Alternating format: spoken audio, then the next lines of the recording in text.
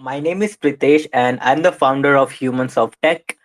And I'm super excited to invite you all to this beautiful space that we have tonight, and where we are going to talk about tech life in abroad, things you need to consider to do masters in abroad, how to crack the big giants in tech, like big tech companies, along with like your studies and stuff. A lot of things that we'll be discussing, mostly related to you know the career that you can pursue, like going to abroad and studying, doing your masters and getting your like getting into a good company, how you can do this kind of things.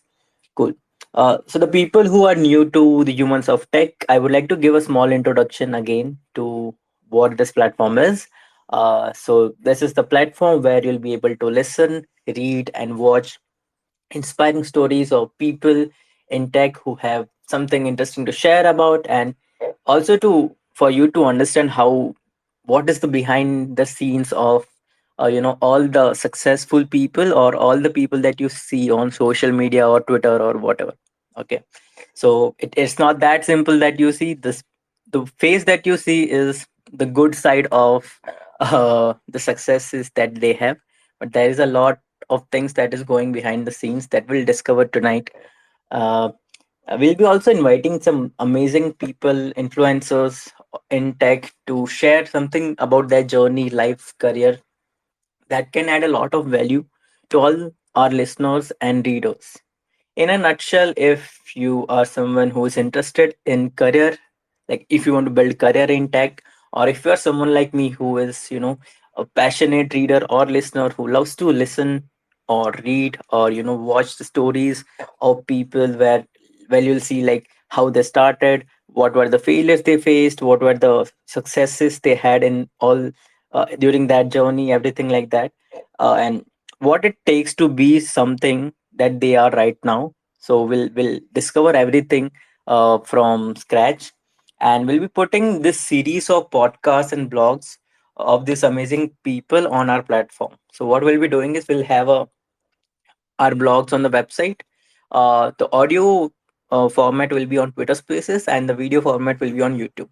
So if you are new to Humans of Tech, you can just search Humans of Tech on Google or on YouTube, and you'll find our YouTube channel. Just we have already two podcasts uploaded. If you are new to our platform, you can go ahead and check out those podcasts. And with that, I would like to start the space of the evening. So the speaker that we have is someone who has been through a lot of uh, you know things that you might not know, and I bet after like 1 hour from now you'll understand how, how you know whatever, if you see her profile right now, you won't able to guess how much things she had faced till now, and it was not easy at all. But once she speaks about her struggles and her journey, you'll understand how much effort it takes to be somewhere wherever she is right now. Okay, so with that, I would like to invite Akshaya, who is working as ST as a software engineer at Adobe, uh, Seattle, if I'm not wrong.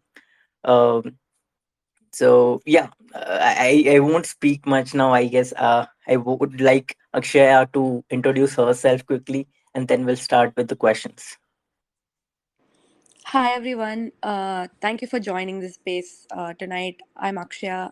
Like Pritesh said, I'm a software engineer at Adobe. I don't think I would like to refer to myself as a content creator. I'm just here to watch and listen from others. That's more of what I'm doing on Twitter. Other than that, I did my computer science degree in India. I did my undergrad in India, and then I worked for a couple of years before I moved to the US. I did my masters here, and then now I work for Adobe. I think that's the short version of it.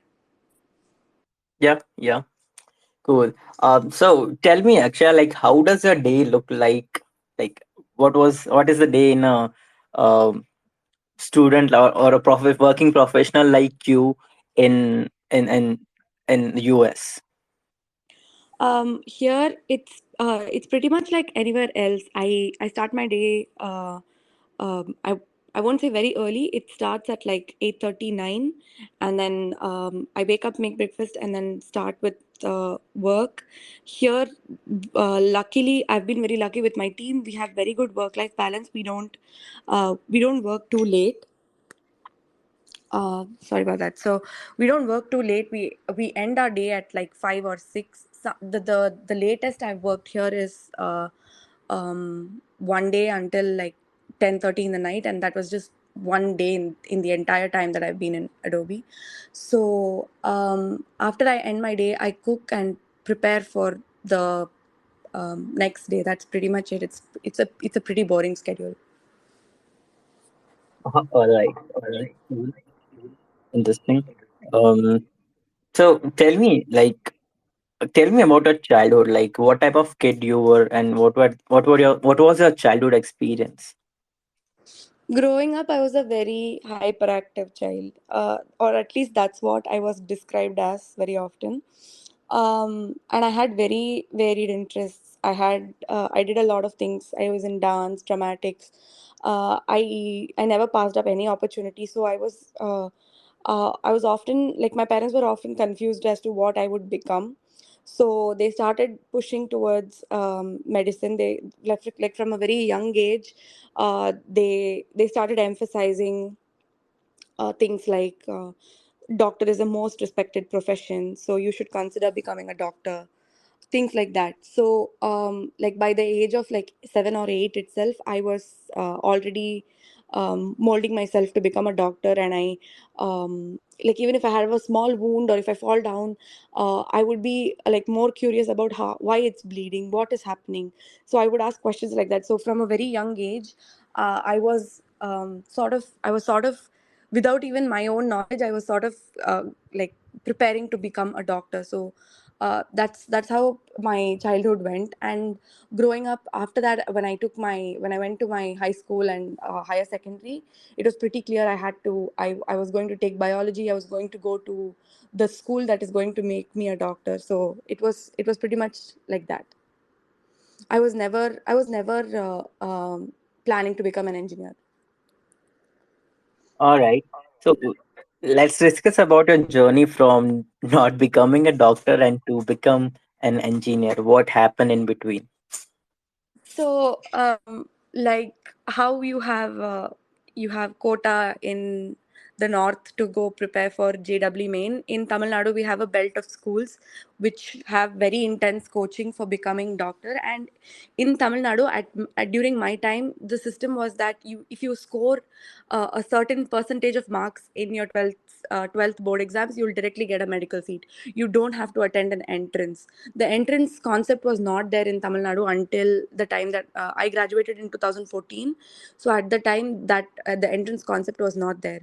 So I thought I all I have to do is just score marks. So I went to this torture school, if you will, and I spent 2 years there. I tried my best. I gave it was it, Since I came from a I studied in ICSE till 10th standard, so it was very difficult for me to adapt to the new syllabus. And I was from a very cool place. I was from Ooty, and Namakkal is like 50 degrees in the summer. So not just these things, that the way the school works itself, it's a system that's very strict. Like you can't study what you wish. The school will come up with a schedule and you have to stick to it. We have very late night studies, very early morning studies, and things like that. So it was very difficult for me to adapt. Not just me, every other kid in that school was like that. It was a very high pressure environment, so we could not, like most of the children could not cope up with it. So I ended up with a lot of health issues, and somehow I managed to clear my public exam, and I was short of 5 marks for the medical seat. The cutoff during my year in 2014 was 196, and I had got 195.75. So that the 5 marks I was short of, it costed me the medical seat, and I actually went into a clinical depression after that. So when my public results came, all of my family was actually celebrating. They were they were very happy with my score. Everyone was calling and congratulating me, but I was the only person who was very upset because the reality hit that I will not get a doctor seat.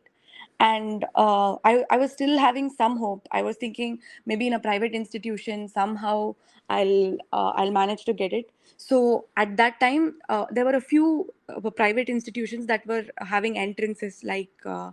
Amrita University, JIPMER. These were a few colleges. So I was still a little hopeful and I was giving entrances. But I was from a state syllabus and I had no background of CBSE. I had no background of how entrances work. So entrance exams were obviously very difficult for me to crack, and that I had 1 month for preparation. I still tried. Even after like my public results, I prepared 1 month rigorously for the entrance exam. And on the day I took the entrance, I knew that I'm not going to clear it and it's an extremely difficult exam. And so I went into a depression for like 1 month. I didn't talk to anyone. I didn't eat. I didn't sleep. My parents were really worried. And then they took me to a psychiatrist, and then a doctor talked me through the fact that not getting a medical seat is not the end of your life. So I went for multiple sessions, and then we figured out that I'm still a smart person. I can still make something out of my life. um, I wouldn't say I really recovered from it immediately, but at least I managed to convince myself that okay, I can do something with my life. I didn't want to. They actually advised me to take a gap year and come back and attempt for medicine next year. But then, from a practical point of view, I didn't want to do that because as it is, I'm from a state syllabus, so I would have to learn an entire new syllabus that's like CBSE, and then go to coaching, and then apply for entrance exam, which already has insane competition. So I decided I'll do engineering. And since I was naturally good at math, I decided to choose computer science. So that's that. Okay. Can you explain what is meaning of naturally good at math? Like I've spent hours in math and I'm still like, okay, how can someone become um, naturally good at math? I think so. When I was young, when you're young and people ask you what's your favorite subject, for me it was always math. And growing after like eighth or ninth standard, math was difficult. It was starting to get difficult. But then my motivation was, how can my favorite subject be difficult? So I spent extra time getting better. For me, like clearing math or um, doing like okay, I everybody's saying math is difficult. That was not like, that never got to my head. I was always like, I should always score a centum in math. I should always be a topper in no matter what about no matter about the other subjects, but in math I should always be the best. That was kind of like an ingrained goal, and I managed to score centum in both 12th and 10th standard in math. So I guess I was always just very passionate about math. So Okay, so yeah. but you wanted to be a doctor, but your favorite subject was math. I know it's ironic, but I it somehow just worked out that way. Math Okay. was always my favorite subject. I guess math also chose you. That's why you are here right now. Yeah. Oh, all right. Cool. So you finally got into an engineering college. So what, like, was it a struggle to get into a good engineering college? And how did you came across like you want to do computer science and only and not any other engineering field? Um, that like I said, so in ICSE in 10th standard, I had Java as one of my. I had taken computer science in 10th, and in 10th I studied Java. So at the time, I found it very interesting. So computer science was a natural choice. Coming to college, since my cutoff was not very bad for engineering, I still got a decent university. It's called Anna University in Tamil Nadu, but the college that I got was, you can, I mean, it's not a great college. It's you can say it's a tier two university. I enrolled there. It was it So how in Tamil Nadu the counseling system works is, you pick like a top three colleges for you, and then you enter it into a system. So based on your marks, it creates a huge rank list of all the students. Like if there are 50,000 students applying for engineering, all the 50,000 will be put into one queue, in one long queue, and it will assign them one college based on their top three. So in my top three, whichever is available, it'll just assign me to that. So in that, this college was my third choice, and I got this. So yeah. All right. Was this the first time you moved out of your home, or it was in No, your hometown? for 11th and 12th I studied in Ah, a boarding school. So mm, it was not the first time. And honestly, at the time 11th and 12th was so stressful, but looking back, going to college was very easy for me because I had already been through the worst of boarding school. Like I've seen what's the worst thing that can happen in a boarding school, or in a boarding, in a hostel setup. So um, college was, I mean, compared to my school, college was like a dreamland. It was a cakewalk for me to adapt to staying away from parents and all that. And moreover, in college you're allowed to use a mobile phone. You can stay in touch with your parents and all. In the boarding school, that was not the case.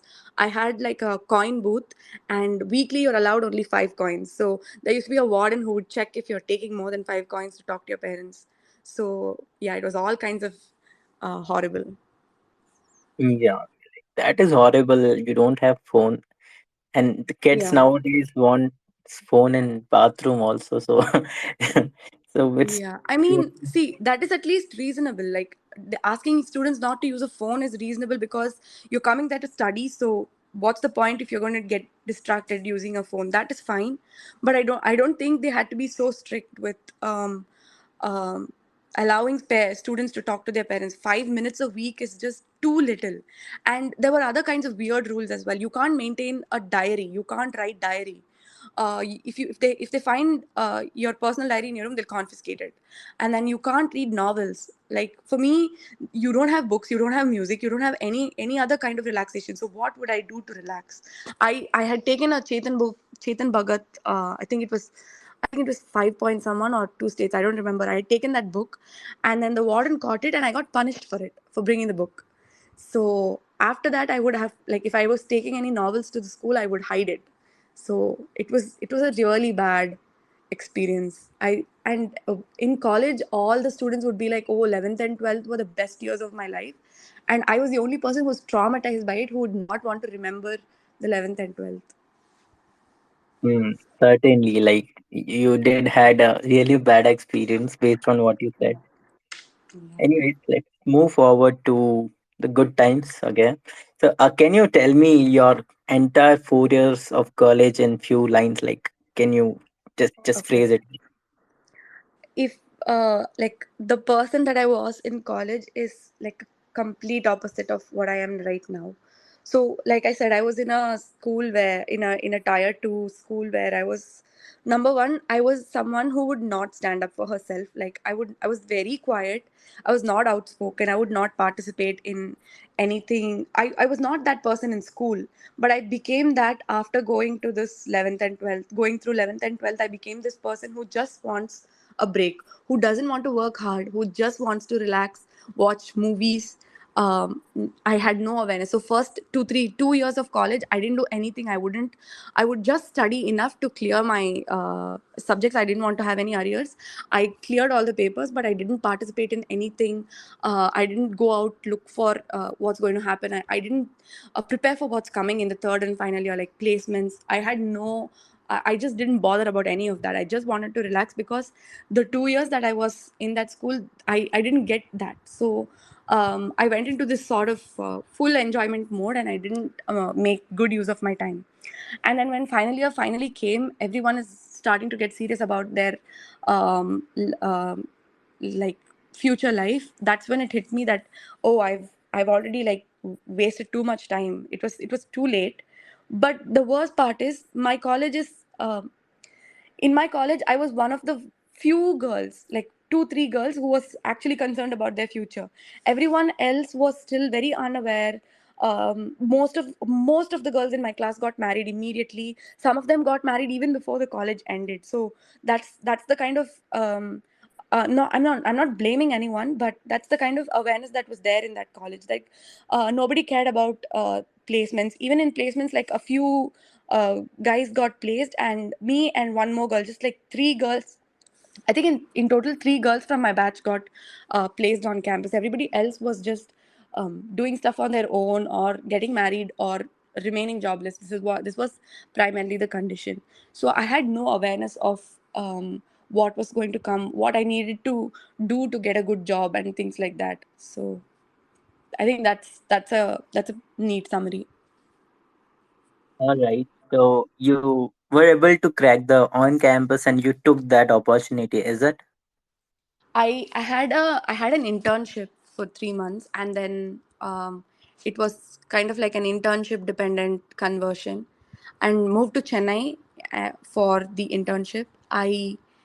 Um, I managed to work really hard. Like I had a couple of good friends during the internship who like in the internship, let me share an incident. So on the first day they gave us all a coding assignment, and they're all discussing solutions, and that's the first time I'm hearing the term DP. And they're like, I'm trying a DP solution, and I'm the only person in the room who doesn't know what DP is. Like, what's the full form of DP? I'm like, sorry, can you tell me what DP is? And then she's like, it's a concept, it's called dynamic programming, this is how you do it. And then she sent me like this whole playlist of YouTube, which is already done. And I'm like, I have no idea what this is, I've never done this before. So I spent, during the internship, I spent several late nights, and I tried really really hard to do well on my project, and I had a really good mentor. That was the first time I also got exposed to HTML, CSS, JavaScript. Ironically, in my internship after my final year is when I did my first HTML, CSS programming. I'm extremely grateful to those people who helped me during the internship. They sort of like helped me grow my interest in that field, and actually made me believe that I can be a software engineer. So during the internship, I worked very hard, and then I converted my internship to full time. Even during the conversion, they gave me a caveat. They said, "You are not one of the top candidates, but you're showing potential, and you're showing that you can learn and you can grow. So we're giving you an opportunity." That was kind of like a caveat that my manager gave in the feedback. So after that, I told, yeah, I understand that, and I took it very seriously, and um, worked hard after that. All right. So this was your first internship and then you got a PPU. How much time did you Yeah. work on that in that company? I worked for 1.5 years in that company. So what happened was, in that company, after like a year was up, the company was a service company, so we would have new projects every 3 months. And the last few months that was working there, I was put into a lot of data science projects, and like a lot of ML stuff that did not match with my interest. Like I tried a lot of things when I was in that company. Again, I consider myself very lucky because it again helped me understand, okay, these are the things I'm good at, these are the things I am not good at, and these are the things I don't like working on. So I realized that I'm good at front end, I'm good at UX, and that's the thing that I should be focusing on. So the last 6 months, it became very haphazard. I kept changing projects every month. So, and the company's position also was not really good. A lot of people were leaving. There was a huge attrition, and then the company was going to be sold to a buyer. So at that time, I decided, okay, I'll transition to a new company. I had interviewed with Zoho. I cleared Zoho interview. Zoho is a product company. It's The CEO is also an Indian. It's completely an Indian company. I'm not sure if you've heard of it. It's also in Chennai. And I had three other interviews lined up. I had PayPal, I had another company called Charge B, and then the pandemic hit. And as soon as the lockdown was announced, my interviews got cancelled. So I had to stick with the only option that I had, which is Zoho. And so I moved out from my first company, which is Sirius. I moved to Zoho. In Zoho, because I onboarded during the pandemic, I faced another new set of struggles, which was, basically onboarding. Zoho was not equipped for work from home at the time. So there were a lot of onboarding difficulties. Like I was not able to get access to a lot of resources. Like documentations and all that was in some internal server which I could access only on the company's network. And for some reason, they were not able to get me set up with a proper VPN. So I was struggling with those issues. And then the team that I worked with was also completely they were onboarding a lot of new people, so there were times where they would forget to invite me to meetings. And so I would be like, there will be a chat that's going on fire, like people are discussing in the chat, but then I'm like, uh, when did this discussion happen? I was not part of this discussion. And then they're like, oh, we're sorry, we forgot to invite you to this meeting. So things like that were happening. So I was not very happy in Zoho. I was very miserable. So and I was also working on Java.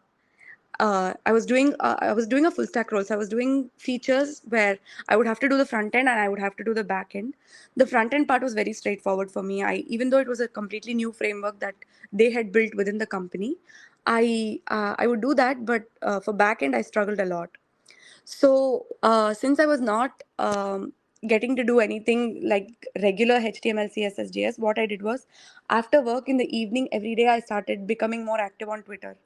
And every day I would post a code pen. And that was getting a lot of attention. Then a designer from my old company, she reached out to me and she said, how about I create designs for you and you convert them into code? And through that we started a challenge on Twitter called Code This Design. We went full out. We created a bot that will retweet the challenge, and then we promoted it on Instagram, we promoted it on Twitter, and a lot of people participated. I made a lot of friends through that. And then CodePen followed me. CodePen would retweet my tweets, and CodePen featured for some of my pens on their main page. So it was going really good. When this happened, a recruiter from a company called Presidio took note of this, and they reached out to me and said, we have a fully front end position, and which involves UX design. It was like a UX engineering position where I would contribute to both design and code. um, they had a position like that open, and they asked if I was interested in interviewing. And even in my interview, it was so good because they had my code pens open. They were asking me questions from my code pen. Like they were like, why did you choose GSAP framework for this? Why did you do this in this way? What was the reason behind doing this animation and things like that? So it was really nice that they actually took interest and looked at all of my code pens, and they came up with questions from that. And they even gave me a code, like the take home that I had to solve was also on CodePen. It's still there on my page. So when I solved that, they were very happy, and I didn't stay for long in Zoho. I stayed for only 6 months because this was such a good opportunity. I didn't want to pass it up. I moved to Presidio. So yeah, during the pandemic, I switched to two companies. So I was in Presidio for 1 year, and then I moved to the US. All right. So you told pretty much everything what you did in the pandemic, but I missed one question. Can you Yeah. quickly tell us your Zoho interview experience? Like, what were the rounds and how you cleared and stuff? Yeah, so Zoho, the first was a telephonic round. They were just checking my background and they were asking what kind of technology I'm familiar with. There were not a lot of technical questions. And then they invited me to an on campus programming round. And surprisingly, the programming round was a written round, like a handwritten. I hand wrote with pen and paper, five programming questions. And This space was downloaded via spacesdown.com. Visit to download your spaces today. there were like around 60 candidates, I think, in a room. We all wrote it was like an exam. We all wrote it together. I think I was one of the first few to solve all the questions. I wrote in Java because I knew that the company is big on Java. And because I wrote in Java, that kind of gave me an edge. Then after the written programming round, there was a live coding round. In that, it was again like lead code questions, basically data structures, and the format was a little different. So around 20 people qualified for that round, and the round worked like, if you solve a question, they'll give you a new question, and the people who solve the most questions will get to the next round. That's how it was, and the time frame given was 1.5 hours.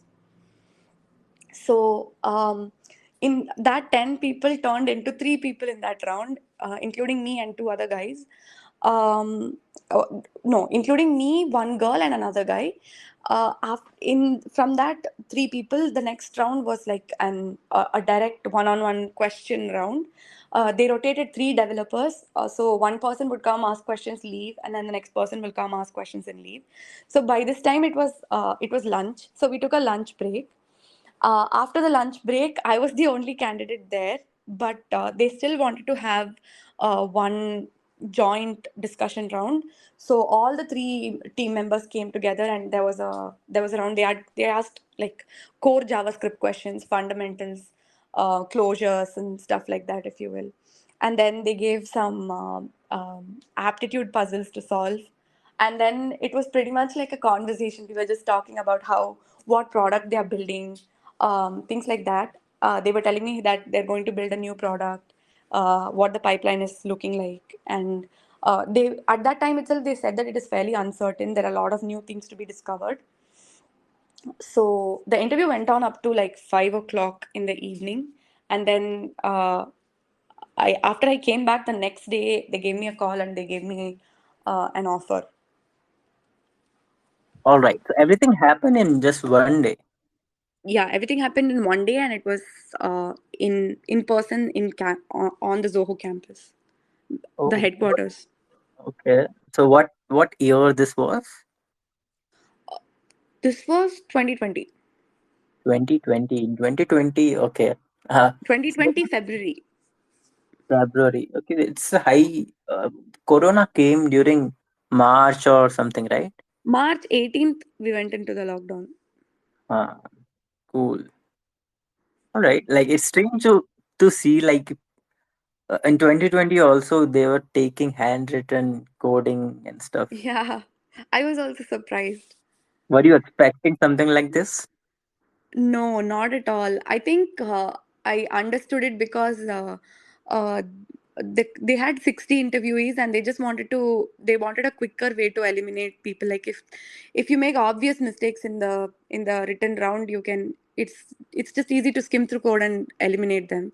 I would still not prefer it because a computer is going to do it faster, but maybe they Mhm. didn't have the setup to test 60 people, like computers and things like that. So I didn't think too much about it at the time. All right. Cool. So you had a good 6 months at Zoho, and then can you tell me more about how they reached out to you? The which was the company, the Twitter one, It's called Presidio Incorporated. Presidio, right? How they reached out to you via Twitter DM or an email? So they did send a Twitter DM, but I did not take that seriously. Like, I had my DMs closed. I usually have my DMs closed. But the person that reached out to me, I was following them, so they still messaged me, and I did not take them seriously, and I did not respond on Twitter. And I got to know, then I got a message on WhatsApp from another person who I didn't know that they were working in Presidio, but they reached out to me and they said, "Hey, I work with this company Presidio now." They used to be an ex-colleague of mine. They said, I'm working for this company Presidio now. Our recruiter found you. Would you like to interview?" And then I was like, "Oh my god, were they being serious?" I got a message, but I ignored them. I thought it's some kind of scam. I'm really sorry. And then I got back to them. I got their contact information, and then I called and I apologized and I said, I'm ready to interview. They said, "Okay, great. Can we interview you tomorrow?" So I was very surprised because I thought it'll take some time. I still have time to prepare and everything. They were like, "No, no, it's that's." They were actually in a very big hiring spree. They were hiring like 6 employees every week, and when I joined, the employee count was 150 or something, and by the time I left, it was 400. So the company was growing in a very uh, peak speed. So they immediately scheduled the interview. The Like I said, I had a few rounds with code pen discussion and all that, and then the final round was with a director. He did not ask me technical questions. He asked me like behavioral questions, but that round was very nice because even though he's a director, he did not treat me just like a candidate. It was just like an honest conversation that you're having with a mentor, if you will. It was so good. He made me feel very comfortable talking. He said, "What would you do in this situation?" And then he even went on to say, "Oh, I did not know that. I'm learning. Thanks for sharing that with me." Things like that. He was a very humble person. So I immediately knew that I cannot pass up this opportunity because the people I met with during the interview were so good. All right, that's nice to hear. Like it's hard to. I face this. Like if the depending, you can judge the company by the kind of interview you give and the kind of interview interviewer treats you during the interview, right? Yeah. So that speaks a lot about the organizations itself. Yeah. And another thing that I realized when I worked for Presidio is when you do something that you really like, you can grow very fast. Because when I joined in August 2021. Wait, am I getting that right? No, I joined in August 2020. Yes, I joined in August 2020. And in February 2021, I got another promotion. And with that promotion, I was earning twice as much as my first salary in Sirius. So that was a very quick jump. And it was because I worked very hard in that. As soon as I joined Presidio, I was given like work that I really loved.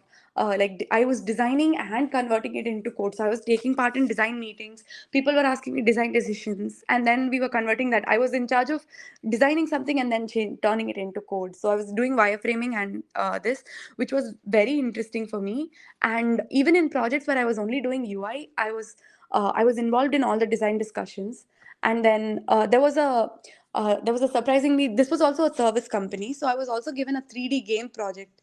So like I had to learn Unity in 1 week, and then we had to join that project. The project was only 1 month long. We had to make like an MVP and show the client. So I got to do all kinds of things that were all in my belt of interest.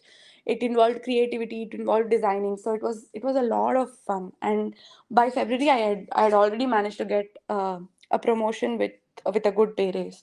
So I realized that if I do things that I'm passionate about, if I do things that I'm good at, then that's where I best shine.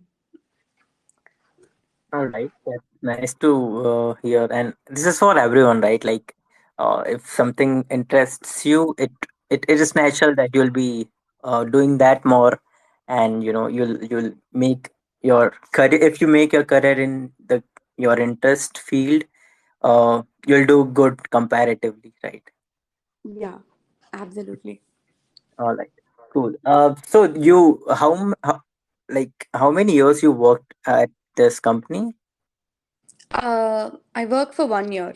One. So Okay. So yeah. what happened after 1 year and you made a switch then? So I was kind of feeling very stagnated. So in 2019, I originally when I was working in Sirius, like I said, there were multiple projects which is happening, and I was not very satisfied with my work.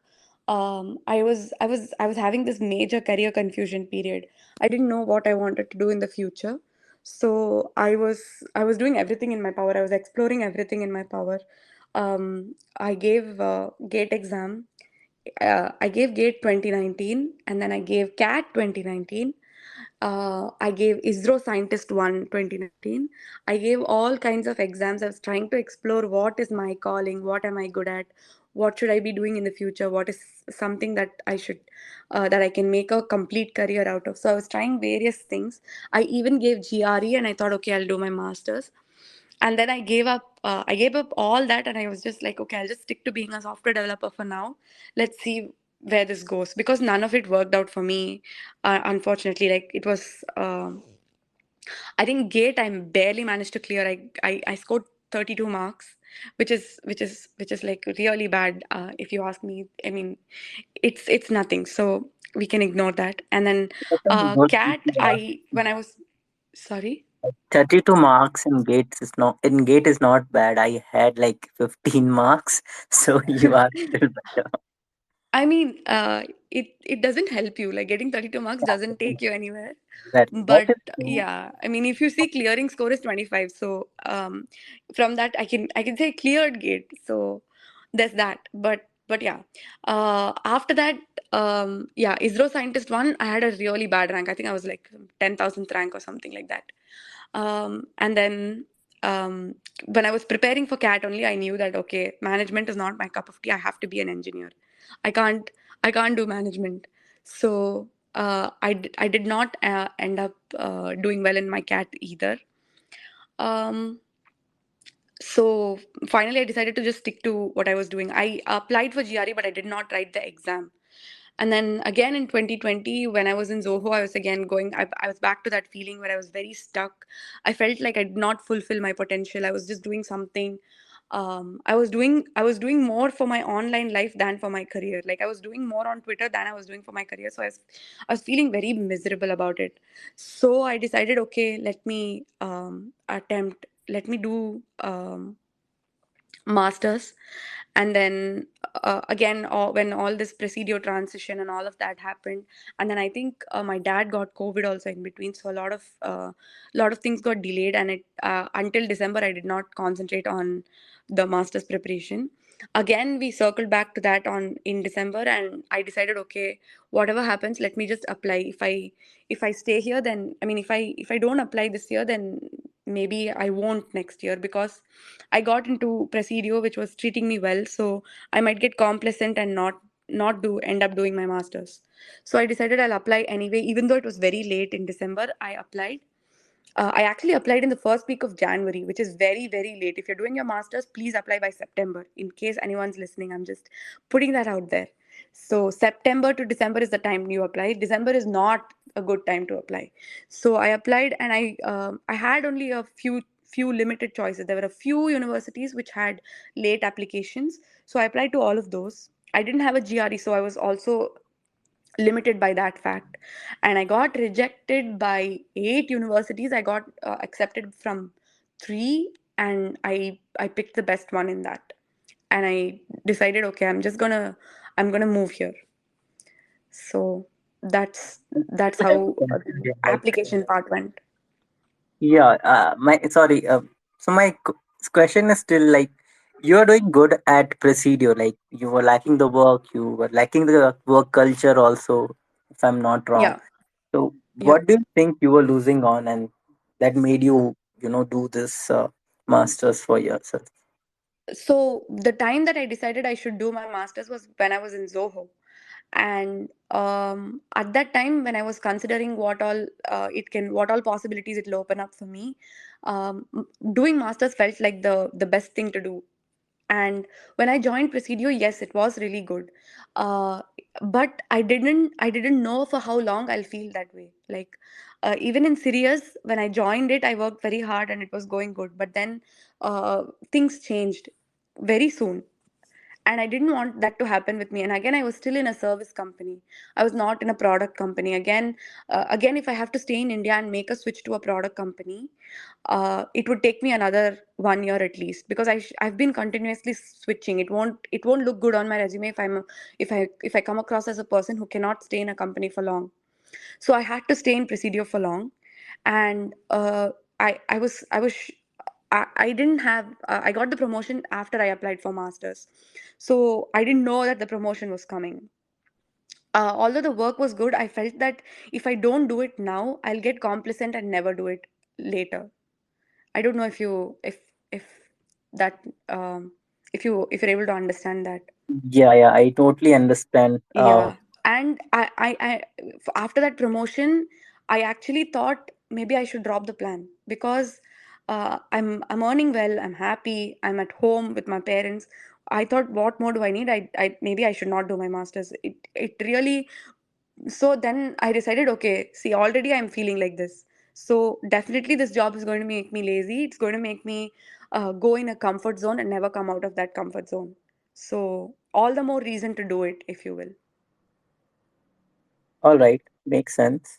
Let's dive into your life in US. So now, uh, let's say you have your first day in US, and can you just tell me how things changed in your life once you switched a country now and not a company?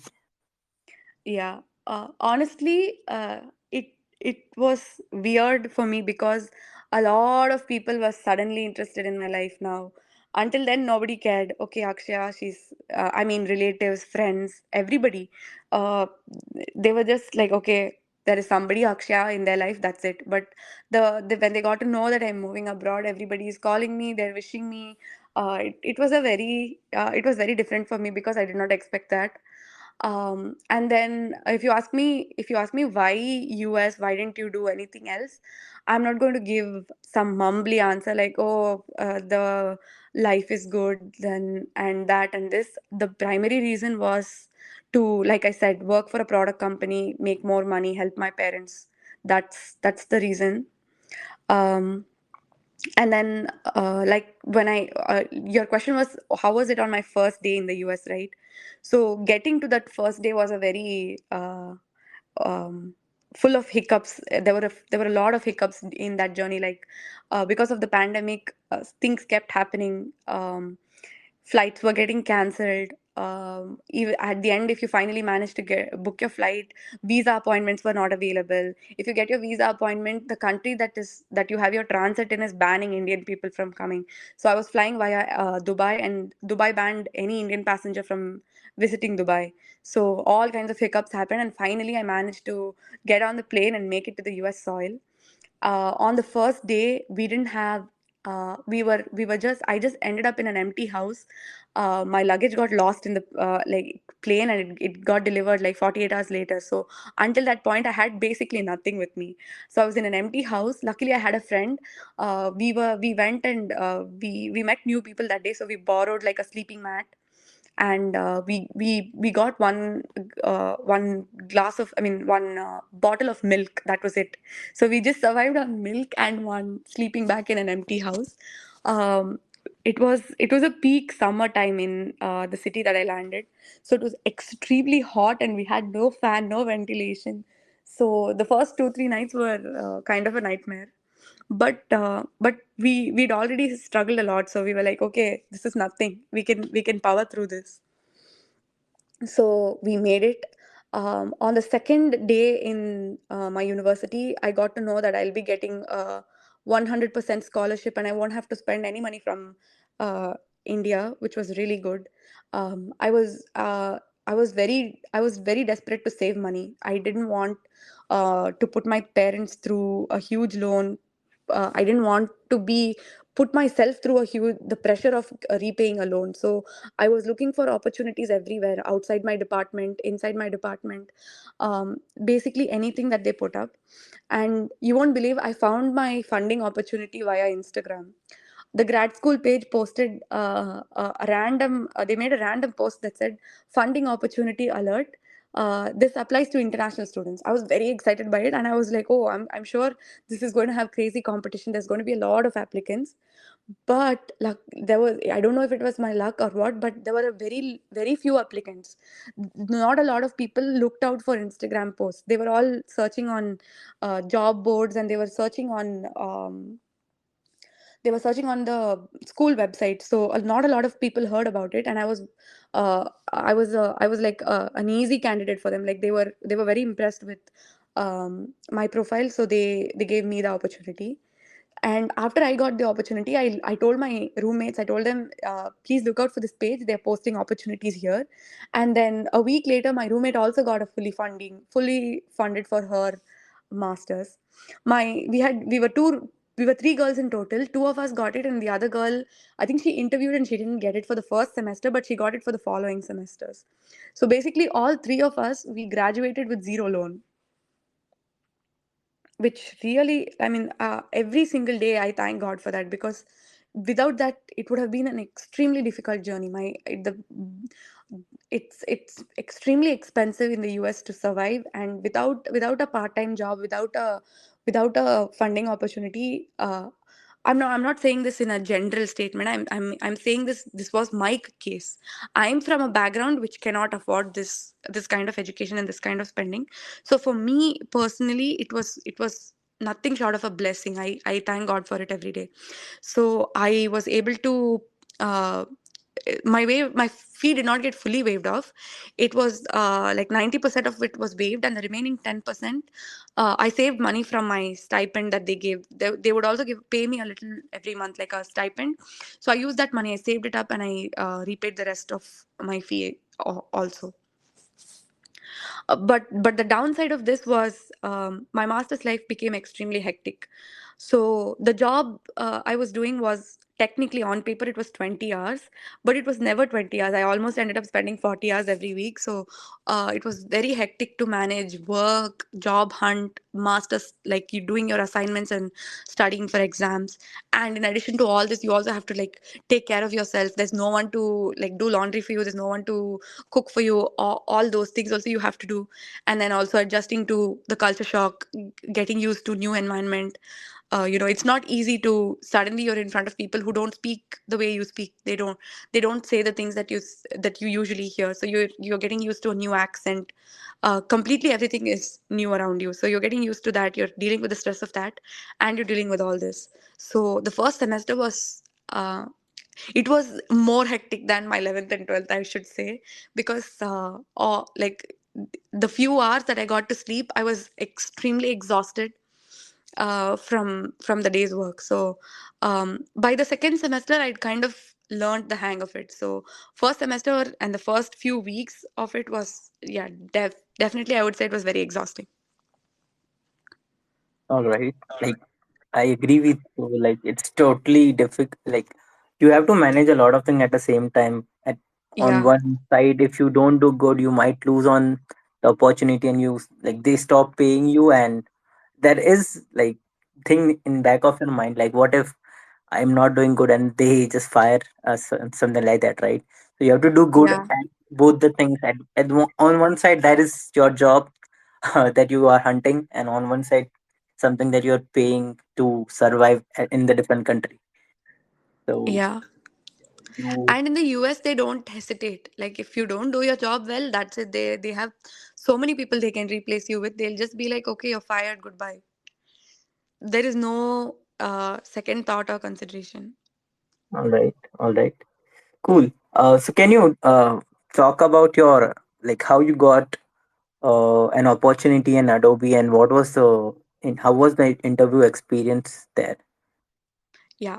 So what I did was, even before I left to the US in July of 2021, I already started applying because I know how hectic the competition is here. So as soon as I got my admission and I got my university email ID, I prepared my resume. I started doing lead code regularly, even when I was in India, and I started applying. And I was, at that time I was very clear that I'm good at UX and front end. So I was only applying to front end positions. And then I gave myself a deadline. I said, until October, if I'll only apply for front end positions. If I don't get anything, then I'll apply for full stack and any position that I fit, not just SDE, product manager, anything that I fit, I will apply. That was my plan. So until October, I was applying to front end positions. I got a lot of interviews, um, because I had a work experience in India and I had a good profile for a front end engineer. I got a lot of interviews when I was there.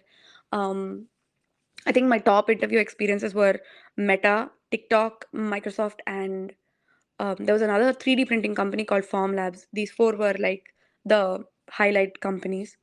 So these all happened in late November when I one after the other.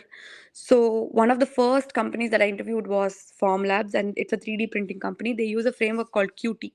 So I frantically prepared for that company. Like I didn't know what Qt was, so I quickly brushed up concepts just in case they asked that in the interview.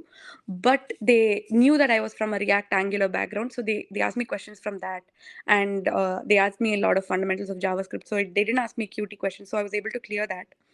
But for some reason, I cleared the final round, but in the last minute, they ghosted me. They did not give me an offer.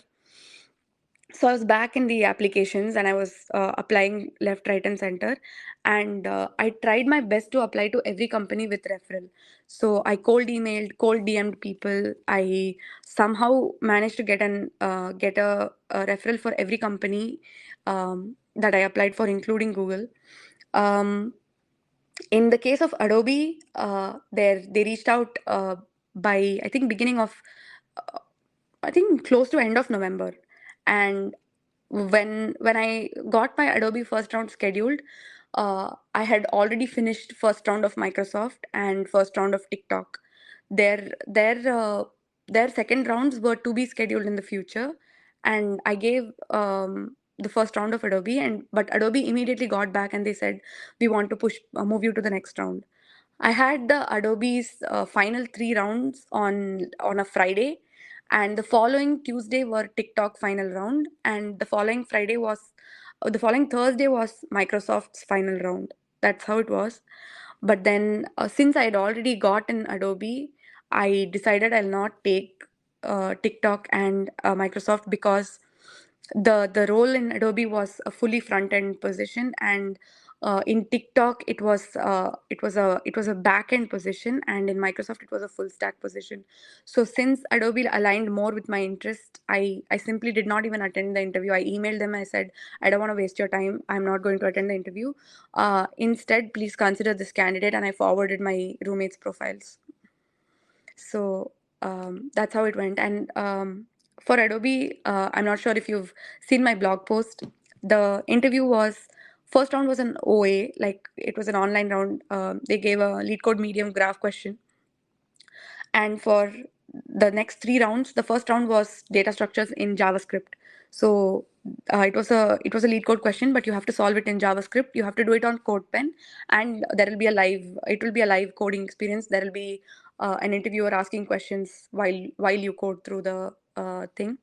I solved that question very quickly, so he gave me another question which was data structures, but it involved like manipulating DOM. You have to create an array of buttons and manipulate that, add listeners to it and stuff like that. That was a little more challenging, and I was very nervous. So I was forgetting syntax, but he was still very kind. And since I was on screen share, he said you can Google, but you can Google in front of me, like share screen and Google. So I was only Googling syntax for like add event listener, those kind of things. So he was cool about it. He said that's completely fine. Even I Google such things. So I cleared that. The next round was a React deep dive. There were a lot of questions from why React works the way it does, and architecture of React and things like that. That was also a very interesting round. Like they asked me, I didn't expect them to ask me such detail oriented questions. So, but I was prepared. So I answered almost all of his questions, and there were like I think a couple of questions where I didn't know. But whenever I said I didn't know, he managed to take time to explain it to me. And if I was making mistakes, he also managed to correct me, and he helped me understand. So that was really nice. Following that, there was a unit testing round. There were questions from Jest and like mental model of how you should unit test and things like that. And there were also behavioral questions in that last round. So after that, the recruiter was so kind that that evening, since it was a Friday, that evening itself, they called back and they said, "We want you to have a good weekend. We want you to relax. So we are letting you know that now that we are giving you the offer, you will get all the details and everything on Monday. But congratulations." So they gave me the offer on Friday. So I had the entire weekend to relax and celebrate and sort of get back to the other companies and let them know that I'm not interviewing. I even told them on the call that I have TikTok scheduled next week, but I'm not going to attend. I'm really happy. I'm going to stick with my offer from Adobe. That's That's the interesting. short version of how my Adobe interview went, and this was for the internship. Hmm. Yeah. So in US, like, is it mandatory that you have to do an internship and then you get a PP or something, or do they No, also offer you know, full time you directly? can directly interview for PPO. I mean, you can directly interview for full time and get a offer. But since I was in my first semester, this is a more easier route. getting an internship and converting is the most more easier route, if you ask me. So and it gives you lesser stress. Like, imagine you don't do this and you choose the direct placement offer. So for that you would have to apply in your last semester, and if you're applying in your last semester, you're already stressed about finishing your coursework and everything else. So at that time, having job search, and also the pressure of, if you graduate without a job, you only have 90 days to find a job. So you don't want to put that pressure on yourself. Getting a job as early as possible is the safest thing to do. So that's why like I said, I didn't wait for like landing in the US. I applied even before I came. In July itself I started applying. And this is the advice that I give to anybody who talks to me over Topmate or LinkedIn. I tell them, please don't wait. Please don't wait to come here. Please don't wait till November to start applying for internships. Apply as soon as you see the post. If you see a job post, apply. Lot of value on how to get a good offer in US, and how to plan for things and stuff. Yeah. I guess we can do a separate whole space on this particular topic, because I know you have a lot of things to discuss and we missed out on a lot of things. So No, I we think you did a great job. I should give a huge kudos to you because you're also working full time.